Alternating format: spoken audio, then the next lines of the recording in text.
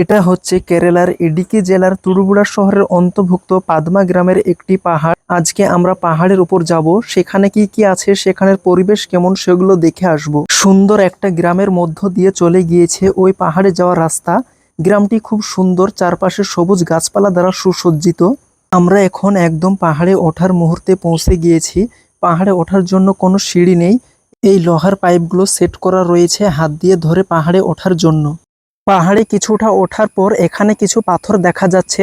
এই পাথরগুলো দেখে মনে হচ্ছে কেউ এগুলো সাজিয়ে রেখেছে, যার কারণে পরিবেশটা অনেক সুন্দর দেখাচ্ছে।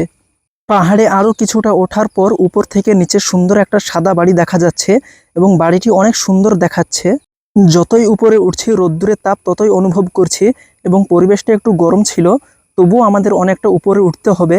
উপরে ওঠার সময় প্রাকৃতিক পরিবেশ এবং আকাশের মেঘগুলো খুব সুন্দর লাগছিল।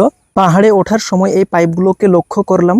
পাহাড়ের একদম উপরে জলের ট্যাঙ্ক আছে, সেখান থেকে এই পাইপগুলোর মাধ্যমে জল সাপ্লাই দেওয়া হয় পাহাড়ের নিচের ঘরবাড়িগুলোতে।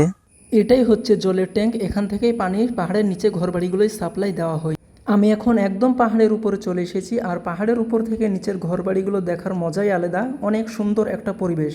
আর এটাই হচ্ছে সেই পাদমা মন্দির, যেটা পাহাড়ের অনেক উপরে অবস্থিত। আমরা এখন ঠিক এই মন্দিরের পাশ দিয়ে হেঁটে যাচ্ছি, কারণ মন্দিরের পিছনে কোন কোন দৃশ্যগুলো আছে সেগুলো দেখার জন্য। আর পাহাড় পর্বত দেখা আমাদের অনেক ভালো লাগে, তাই এখানে আসা আর কি। আর আমরা যতদূর এগোই গাছপালা আকাশ বাতাস দেখে আমাদের অনেক সুন্দর লাগছে, আর এখানকার পরিবেশটাও অনেক সুন্দর। আর এখানে আসার পর দেখলাম মন্দিরে প্রবেশ করার জন্য পিছনে একটা সিঁড়ি রয়েছে। মন্দিরের ঠিক একপাশে একটা ছোট্ট নর্দমা রয়েছে, যেখানে অনেকগুলো লাল নীল সবুজ বিভিন্ন প্রজাতির মাছ ছিল।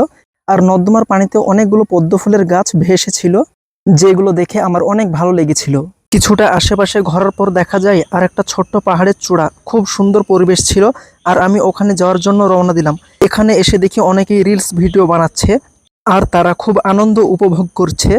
এই পাহাড়ের চূড়া থেকে পরিবেশটা অনেক সুন্দর দেখাচ্ছিল, আর রোদ্দুরে তাপও ছিল, কিন্তু উপরে চারিদিকে গাছপালায় সুন্দর বাতাস ছিল। উপর থেকে নিচের দিকে তাকালেই বোঝা যায় যে পরিবেশটা কত সুন্দরভাবে সৃষ্টি করা হয়েছে, যেটা আমাদের কল্পনারও বাইরে। আর আকাশের মেঘগুলো মনে হচ্ছে মাথার উপর দিয়ে ভেসে যাচ্ছে। এই সুন্দর পরিবেশের কথা মুখে বলে বোঝানোর মতো না, সব মিলিয়ে অসাধারণ। যারা এরকম পরিবেশে ঘুরতে আসতে ইচ্ছুক আসতে পারেন, অনেক সুন্দর লাগবে, ভালো লাগবে।